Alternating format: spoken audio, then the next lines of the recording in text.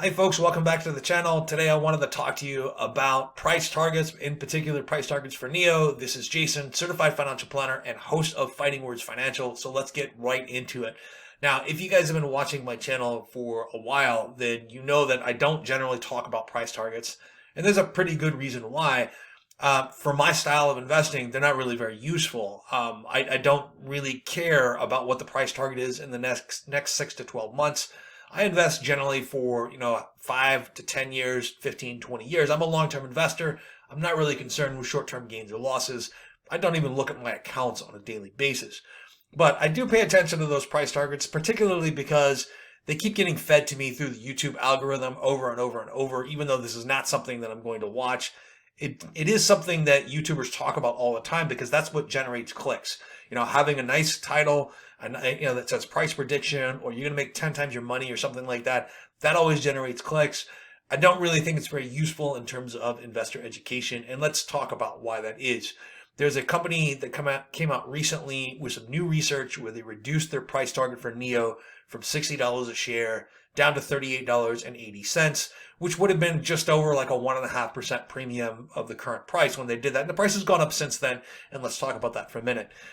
So I do think that these price targets are basically useless if you're a long-term investor, and they're almost near useless if you're a short-term investor. So let me move my screen over here.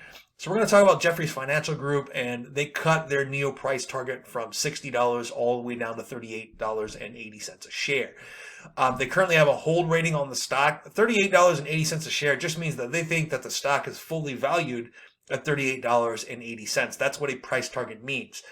That doesn't mean that's where they think the price is going to go. That means that is where they think it's fully valued. Now, the problem with Jefferies Financial Group and everyone else making price target predictions is that they're not making price target predictions. They're actually raising and lowering their price targets as the price outruns the previous prediction that they made, right? They're not really doing anything special here. And this is kind of a joke in a lot of ways, right? The price of NIO dropped precipitously. It dropped for a number of reasons. Maybe that the price outran the fundamentals all along, a little bit of nervousness regarding outbreaks of coronavirus in China, and of course the lack of general understanding of Chinese New Year and how that's going to impact February deliveries, and of course a bit of a widening loss. Even though you're looking at delivery gains of more than 400% year over year, you're looking at a widening loss too as the company invests more in capital expansion, invests more in their sales network, invests more in R&D, but nothing has fundamentally changed about the company that would lead anyone to believe that their future is any less bright than they thought it was before. Meaning that if Jefferies Financial Group thought that their price target was $60 just a month prior, there is nothing in the news that came out that should have made them believe that their new price target, that their company is fully valued at $38.80. Either their original value of $60 was overinflated, or just a response to the general public sentiment, or this new one is the same thing. It's underinflated. It's a response to it's basically a reflection of market panic, and it's a response to public sentiments. Well, neither one of those is anything that's really grounded in facts. And I know that they say that this information is always time sensitive and that sort of thing, but I'm saying that it's not really time sensitive whatsoever. It's a way of gaining attention. It's a way of creating this air of mastery, creating this air of expertise, when in reality, all they're doing is gaining attention for their firm. And like I said, there's a million reasons why to think that price targets are utterly useless. This is just one of the best examples that came out recently.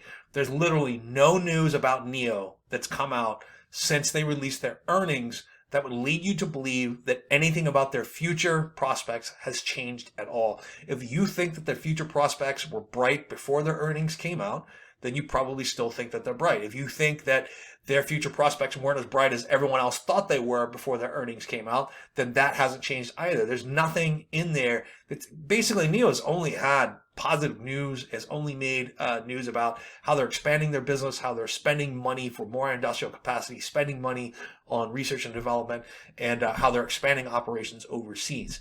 To see a price target reduction like this just contributes to my opinion that price targets in general are kind of ridiculous.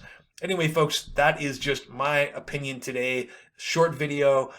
Tell me how wrong you think I am in the comments below. And you're going to have a hard time convincing me that price targets are actually useful, especially for someone who's a long-term investor who's looking 5-10 years into the future.